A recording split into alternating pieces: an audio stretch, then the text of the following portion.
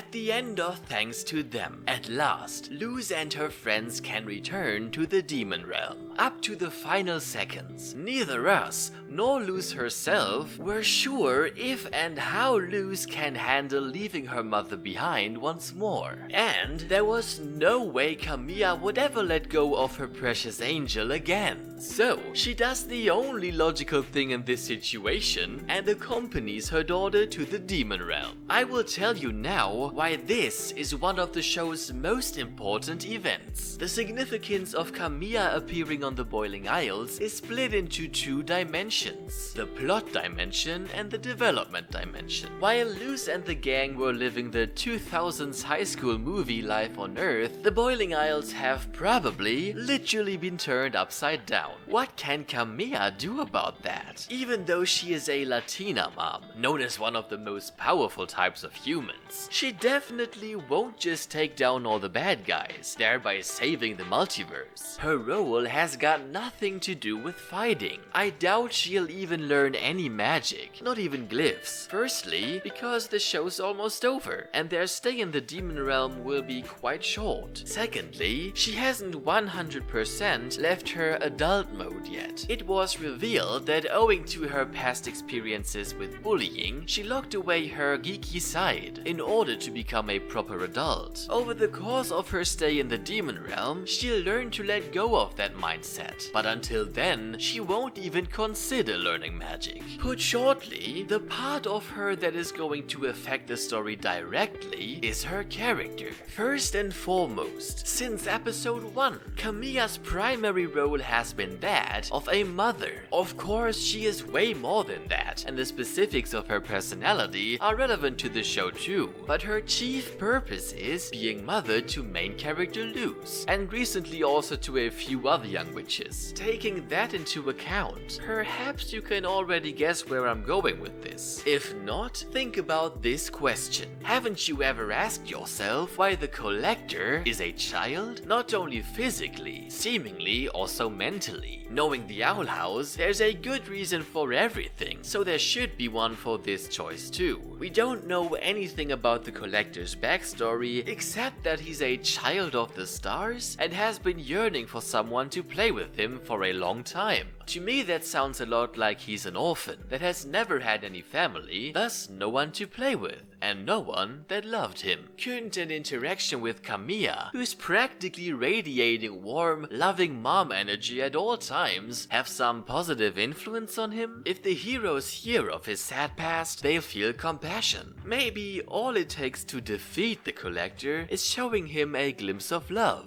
just enough to teach him his current ways are wrong. A prospect of the love he could get and could have received if he had been less violent. Who knows? Given we don't know yet what is going to happen from now on, Camil could turn the Collector again, motivating him to save everyone from Philipp once more. Therefore, Camil may play an essential role in bringing about a plot-wise happy ending. Apart from that, she will certainly promote happy endings for a handful of individual characters. Most notably, of course, Luz and herself. In thanks to them, Camil stumbled upon Luz's video diary, getting to know that what she originally interpreted as Luz fooling around was in fact Luz constantly going the extra mile to make her proud, just in her own way. At this moment, the concrete understanding that Luz has always been quite mature has begun to manifest, and upon traveling to the Boiling Isles, where she'll meet all the people that cherish Luz and can attest how amazing she is, Camil will be surprised how much Luz has grown on top of that. Despite it being laid to waste, Camil will be provided with an abundance of evidence that Luz is doing just fine. She's a fine person and will find her way through life, especially since she can raise exceptional effort for what she's passionate about. Her passion happens to be magic. Camil will at least cease to force Luz to conform to her surroundings, instead encouraging her to be as unique as she likes. Additionally, she'll become aware of the intense relation between Luz, Eda and King, her second family.